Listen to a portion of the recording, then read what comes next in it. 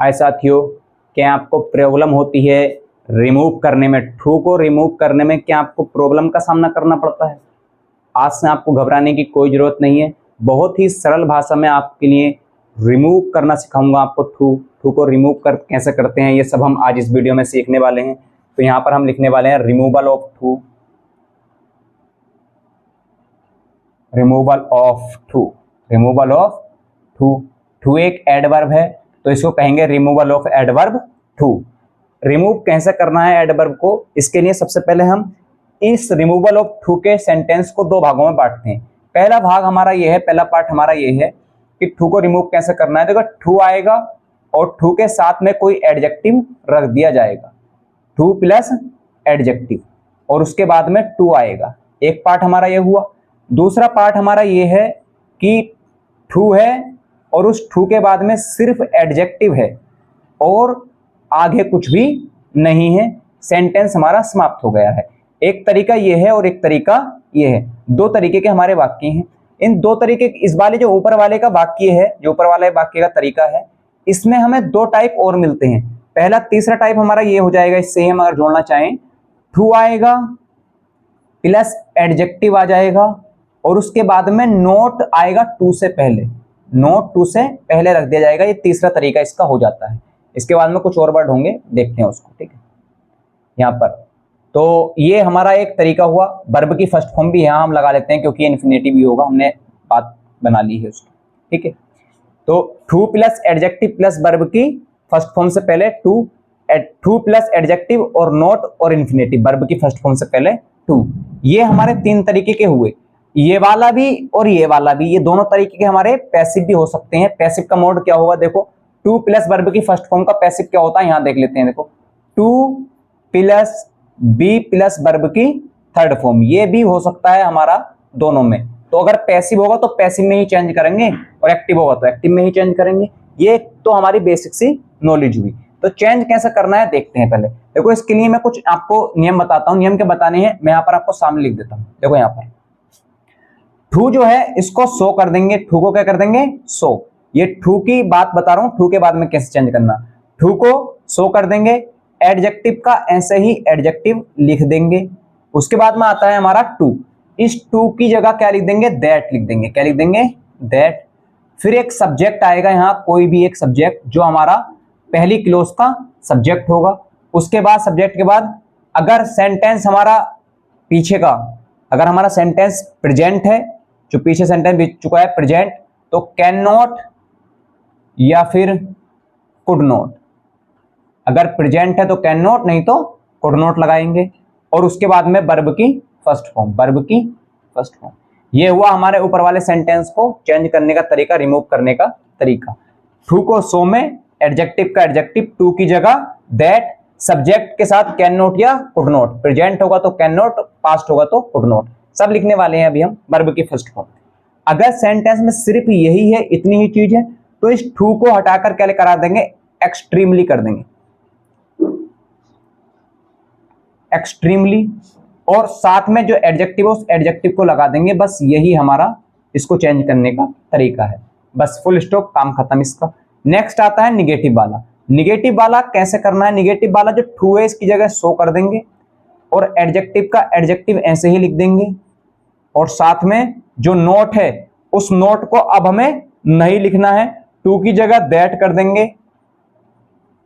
चूंकि ये निगेटिव था इसीलिए सब्जेक्ट आएगा और सब्जेक्ट के बाद सिर्फ कैन या कुड आएगा, कैन या कुड, और प्लस वर्ब की फर्स्ट फॉर्म आ जाएगी।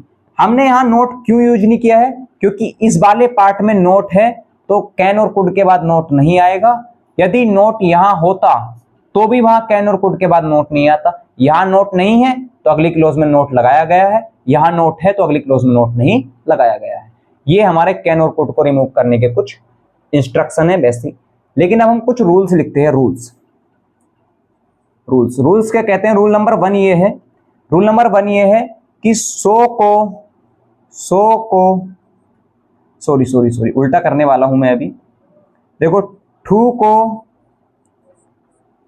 सो में बदल दें, पहला नियम कहता है कि सो को ठू को सो में बदल दें, जहां भी ठू दिखता है उसे सो में बदल दें। इसको छोड़ने के बाद में, ये तो खाली एक हमारा सिंपल है, इसको हमने स्टार बनाकर लिख लिया है, आप समझ ही चुके हैं। जहां ठू के बाद में केवल एडजेक्टिव हो, ठू को एक्सट्रीमली में बदल देंगे। रूल नंबर 2 क्या कहता है? रूल नंबर 2 ये कहता है कि ठू को सो में बदल दें, और रूल नंबर 2 ये कहता है कि जो टू है, टू के स्थान पर दैट लगाएं, दैट,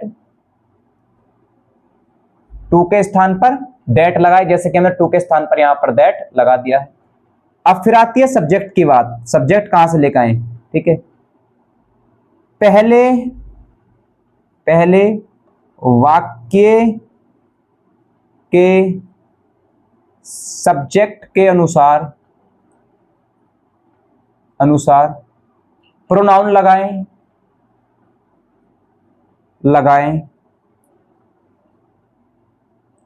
जो पहले सब्जेक्ट के जो पहला वाक्य है, उस पहले वाक्य के सब्जेक्ट के अनुसार हमें क्या लगाना है? प्रोनाउन लगाना है।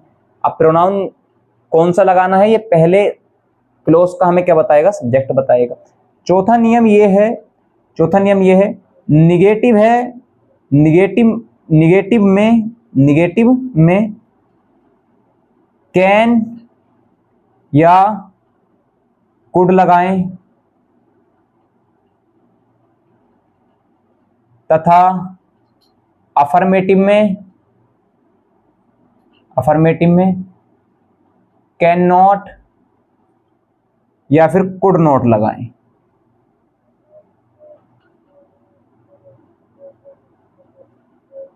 समझ आई नहीं बात? अगर सेंटेंस हमारा क्या हुआ, जैसे ये अफर्मेटिव है तो अफर्मेटिव में कैन या कुड नॉट लगाएं, और निगेटिव में, जैसे निगेटिव है तो यहां पर सिर्फ कैन और कुड लगाएं।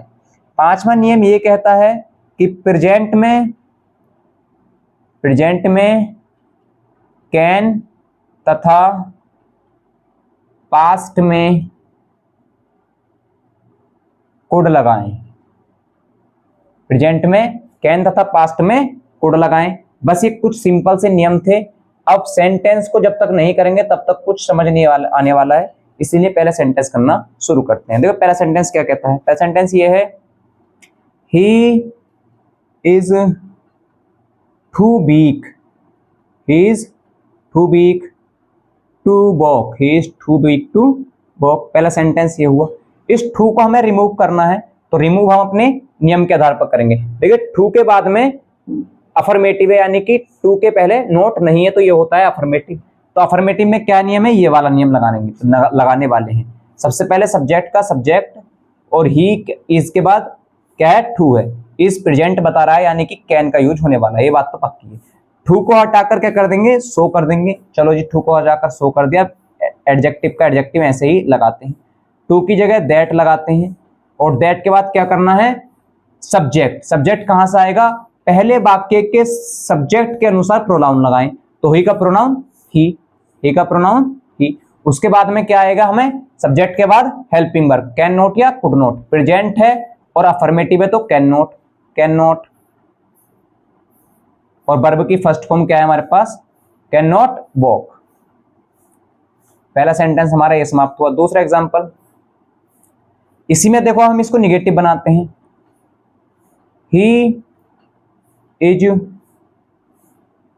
टू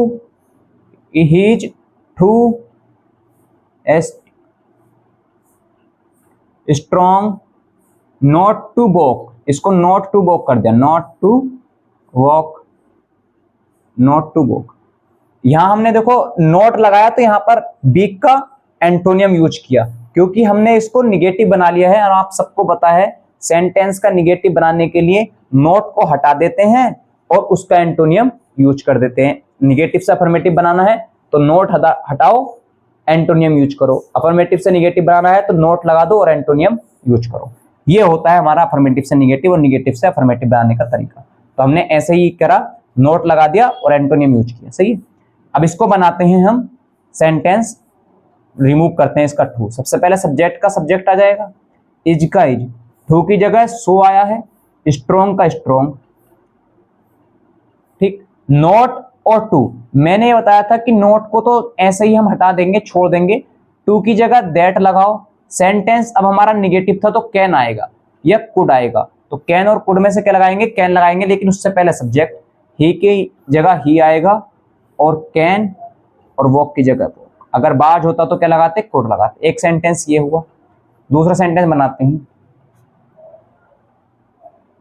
टी, देखो एक और सेंटेंस में लिखता हूं, the weather is too hot, the weather is too hot. तो देखो केवल टू का यूज हुआ है और उसके बाद में सिर्फ क्या है, हॉट है, यानी कि एडजेक्टिव है, एडजेक्टिव के बाद कोई भी वर्ड नहीं है। तो इस कंडीशन में क्या यूज करेंगे, ये वाली कंडीशन, एक्सट्रीमली वाली। द वेदर इज, टू की जगह एक्सट्रीमली हॉट। एक सेंटेंस हमारा ये हुआ। और कुछ सेंटेंस करना है, एक आधा सेंटेंस, तो देखते हैं। कोई एक सेंटेंस करना हो, यानी कि हमने कौन सा सेंटेंस नहीं किया, पैसिव नहीं किया, चलो पैसिव करते हैं। This question is so hard, too hard लिखो, too hard to be solved, so hard to be solved. तो इसको कैसे बनाएंगे, बनाते हैं, इसको टू रिमूव करते हैं। दिस क्वेश्चन, टू की इसकी जगह बाज लिख देता हूं, चलो मैं आपका पास्ट बन जाएगा, थोड़ा सा पास्ट वाला भी करते हैं। दिस क्वेश्चन वाज, टू की जगह सो और हार्ड की जगह हार्ड, टू की जगह दैट, और इसके बाद आएगा प्रोनाउन। किसका प्रोनाउन, दिस क्वेश्चन का प्रोनाउन इट, दिस क्वेश्चन का प्रोनाउन इट। इट के बाद में क्या लगाएंगे, कैन लगाऊं, कुड। यहां पर आएगा देखो बाज है तो कुड, और कुड के साथ नॉट, क्योंकि ये निगेटिव नहीं, ये अफर्मेटिव, कुड नॉट। और यहां पर देखो क्या है हमारा, पैसिव में अफर्मेटिव है तो पैसिव भी लगेगा, कुड नॉट बी सोल्व्ड। अगर बी है तो बी सोल्व्ड लगाएंगे, अगर बी के बाद केवल सोल्व है तो सोल्व लगाएंगे। टू को हटाने के बाद जो हिस्सा बचेगा वही हम लगा देंगे। ये हमारा पैसिव हुआ। तो ये रिमूवल ऑफ टू है, बहुत ही आसान है टू को रिमूव करना। इससे अगली क्लास हम सिखाने वाले हैं interchange of assertive to interrogative, और इंट्रोगेटिव से असर्टिव दोनों का रिवाइज करेंगे और बहुत अच्छे से हम उसको समझेंगे। ये इस टॉपिक में मेरा दूसरा वीडियो, मैंने पहला वीडियो डाला और दूसरा वीडियो में फिर डाल रहा हूँ, ताकि आप एक बार और अच्छे से पढ़ सकें। उसमें कुछ चीज़ें कवर करने से रही थी और उसमें बहुत ज़्यादा हबड़ा तबड़ी भी हुई थी, इस वजह से मैंने दोबारा वीडियो बनाया है। और उम्मीद करता हूँ कि इस वीडियो में आप अच्छे से समझ चुके हो। थैंक यू, आपने वीडियो देखा। और साथ ही साथ आपके जो क्वेश्चन है उनको कमेंट सेक्शन में पूछें, मैं उनके जवाब दूंगा। और अपने फ्रेंड्स को ये वीडियो शेयर करें।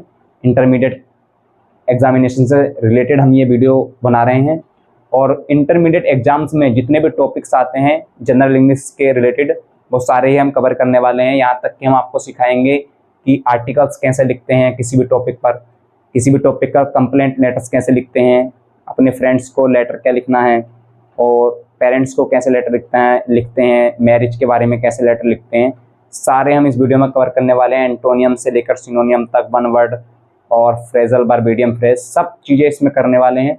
बस आप हमारे साथ जुड़िए, हम आपके पूरी प्रिपरेशन कराएंगे एग्जाम के लिए।